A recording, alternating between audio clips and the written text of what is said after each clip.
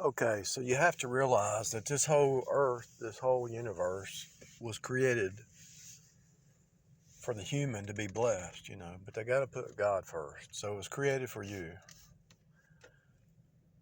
And you can actually build and accomplish stuff in this world. Now, you will have resistance through the secret societies like the Freemasons that if you're not in with them on their if you're not in their little secret group, they're going to come after you. But you can still do some stuff. They will try to stop you, especially if you get if you just do enough research. When people hit 10,000 subscribers, they shut them down because you're getting too big. The truth is going to too many people, and so as long as you in your little space, your little area, they're not going to bother you too much. But when you start reaching millions of people every week, they're going to try to shut you down. So the truth is what this whole thing's about. Finding the truth. Jesus is the way, the truth, the life. The reason you're here is to find the truth and spread the truth. If you think you're here just to get married and have kids and that's it, you're deceived. The Bible makes it clear they were married and given in marriage till the flood came. Let's say you do get married, have kids. What happens when your kids or your wife gets in a car wreck and they're dead? Then where's your hope? Your hope has to be above. It's not in the temporal plane. You don't have your hope in the temporary plane, but the eternal. Anything that you do, hold on loosely. Don't hold on tight. Hold on loosely. Manage it the best you can, but hold on loosely. Because this is a temporary situation. This is a temporary situation down here. But you can be blessed. You can actually, if you can manage your household or your business or whatever well, you can be blessed. But what are you blessed to do? God blesses you to bless other people, right? You're blessed so that you can bless others. It flows through you. Everything has to flow through you. And as it flows through you, you benefit. The better the flow, the more you benefit. It's all about the flow. The more stuff flows, the more you're benefited, and others are too.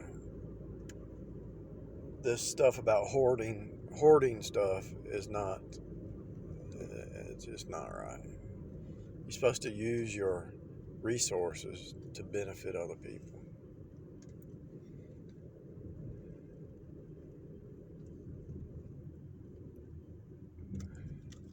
And it's really like a counterintuitive thing. Just like you give, you don't give to give, but when you give, you get more. When you can't outgive God. Let's say you're in your heart, you're a giver. You want to give to God or give to His program or give to His people or just give to anybody. To bless somebody, you get blessed back. It's impossible to ignore that. And you might say, well, where's the proof? It's right in front of you. Look at the grass and the trees.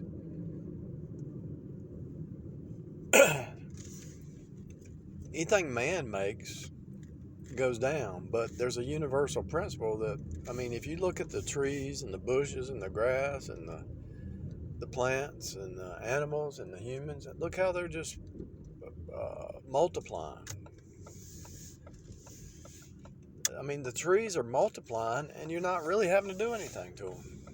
The forest, the woods, they're multiplying, and you're not even doing anything. I had a tree grow up beside my house. I had to cut down, and it's like, where did that come from? It grew so fast, it blew my mind. Before you know it, it was there. maybe it took about a year, but I remember when it wasn't really much to it. And then all of a sudden,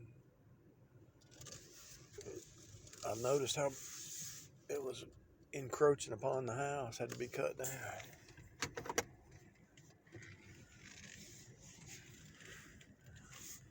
So, what am I saying? This place is cornucopia if your heart's right. It's cornucopia if your heart's right. But if your heart's not right, it's not cornucopia. Because everything you do, the whole universe is against you. When you get in tune with the universe and how the universe works, everything starts to flow. But it's just a matter of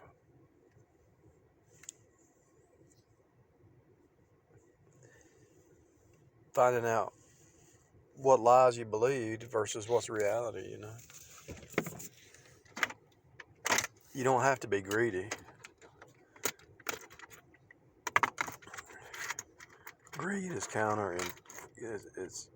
greed is counter to prosperity. When you get greedy, it creates a pattern in your mind that turns you into a Cain. There's a time to build, there's a time to tear down, there's a time for peace, there's a time for war, there's a time and season for everything.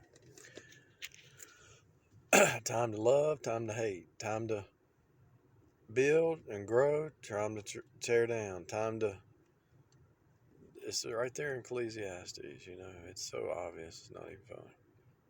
But if you can shift your mindset that this place was created for you, and if it was created before the foundation world, actually while you're here, it was created for you, and there's going to be opportunities that open up that you just step into. And so those opportunities are going to be there, but you have to step into it.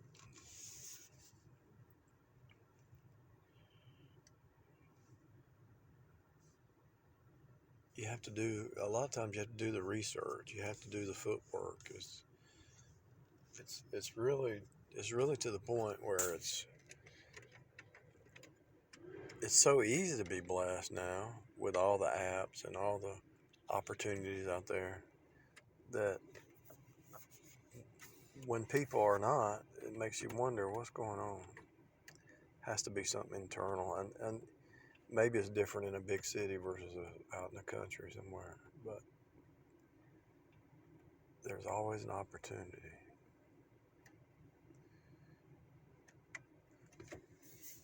It's a mind shift. Shift your mind to cornucopia, away from poor mouth, poor pitiful me, Yeah, you will be attacked. Yeah, they will try to steal, kill, and destroy. Yeah, we know that. But see, the good thing about learning the code, you can profile everything. Body language, movement, clothing, how people. You don't even need to know the code if you just talk to somebody long enough. How they treat others is how they're going to treat you. If they're bragging about getting over on somebody or hoodooing somebody, then they're going to hoodoo you or try to. If you go on a job interview and the boss is proud of that he hoodooed somebody, he got over on somebody, you don't want to work for him because he's going to hoodoo you. The way they hoodoo others is the way they're going to hoodoo you.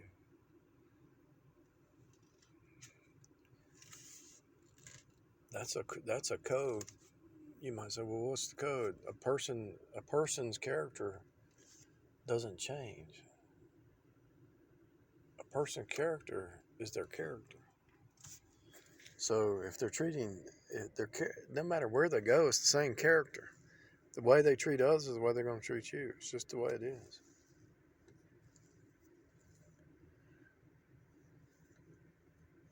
There's times people can change, but it's usually a long process. The cogs turn slow.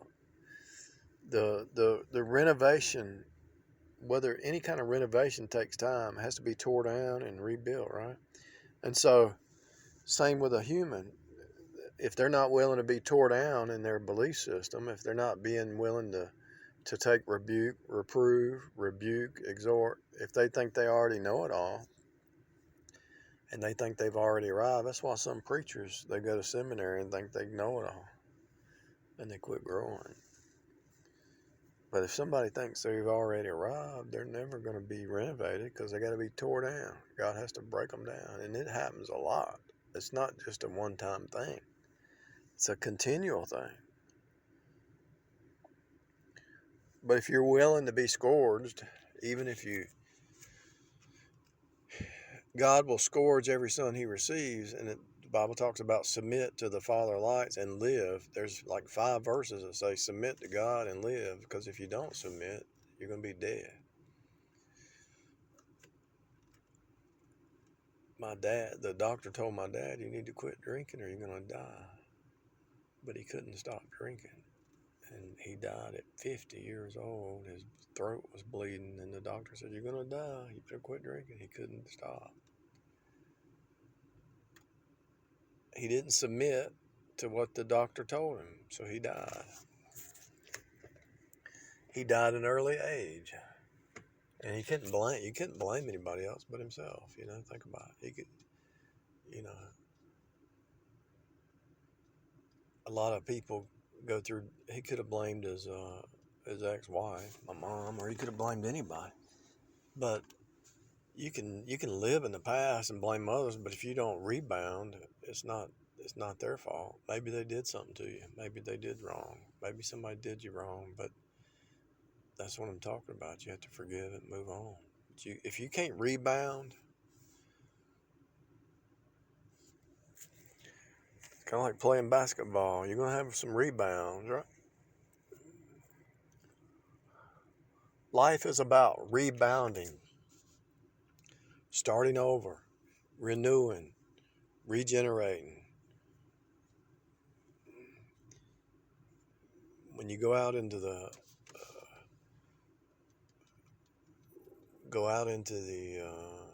courtyard and do some recreation, do some sports, whatever. Recreation is recreation.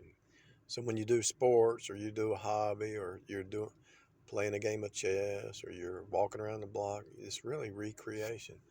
And every day is a recreation when you wake up, go to sleep. But you can do your own recreation, and it's really what is to take you out of your routine and recreate your mind. So you can recreate your mind just like you can recreate your body and you can recreate your spirit day by day. But most people can't admit they need a recreation. If you can look at your house, say your house needs to be remodeled. Yeah, they agree with that. But if you say you need your mind, your spirit, your heart, your will, your emotion needs to be recreated, they don't like that. But it's true with you need a new paint job on your car. Yeah, they agree with that. But if your mind is not recreated weekly, daily, monthly, I made it my goal a long time ago. I want to be a new person every 2 to 3 months. And how do you do it? Get in the Word. Renew my mind every 2 to 3 months and recreate. I'm not even the same person I was last week. Recreation. Submit to authority. Submit to God and live. Submit to the Word. The Word, those epistles were written to people back in the day. Apostle wrote some epistles, right?